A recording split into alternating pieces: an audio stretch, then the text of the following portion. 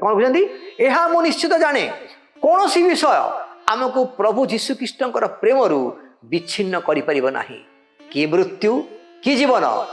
दूत कि कर्तापण वर्तमान कि भविष्यत कि पराक्रम उच्चस्थ विषय कि निच्चस्थ विषय कि अन्य कौन सी सुष्ट वस्तु आम मान प्रभु जीशुख्रीष्ट द्वारा प्रकाशित ईश्वर प्रेम रु जे आम को विच्छिन्न करना यह मु निश्चित जाने तांका प्रतिज्ञा पूर्ण करिबारे ईश्वर विश्वस्तता आमको तांको परे आत्मविश्वास कौन करे प्रदान करे एवं आमे एठारे देखुचु जे आमर ईश्वर विश्वस्त अटंती से विश्वस्त परमेश्वर अटंती तेणु जो ईश्वर विश्वस्त अटंती